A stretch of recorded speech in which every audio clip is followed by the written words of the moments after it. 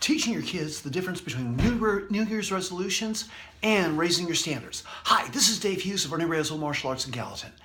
It's a few days after New Year's, the first week, as I'm shooting this, and this is a great time to talk about that difference. The difference between what most people will do is a very non-committed goal that they vaguely have in their minds and decide, I'd like to do this. I'd like to quit smoking. I'd like to lose 10 pounds, but they don't have any real vested interest. It's not something that is a must for them.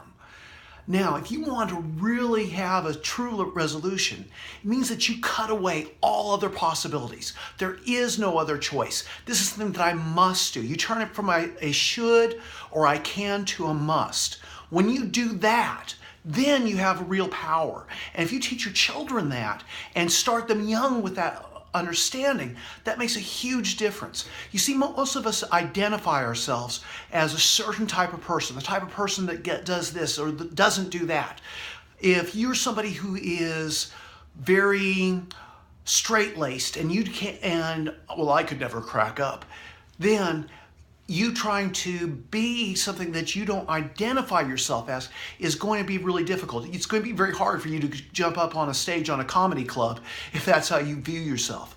Or if you see yourself as a very healthy person that exercises on a regular basis and eats well, it's going to be almost unthinkable for you to smoke cigarettes because that's who you view yourself as. And the same is for your child, so you can help shape them in that way from a very early start.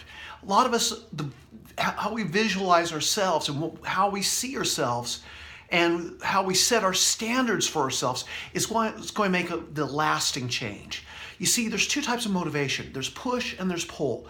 Push is all willpower, and eventually when you start to hit those inevitable roadblocks, those things that are challenges along the way that are going to happen, then your willpower will fail you.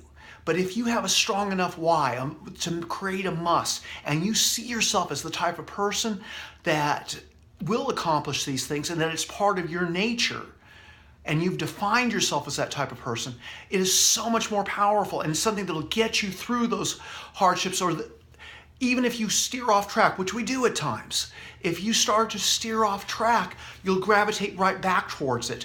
And okay, I missed today's workout, or I had my junk meal, but I'm going to get right back on my diet. I'm going to get right back on my exercise routine.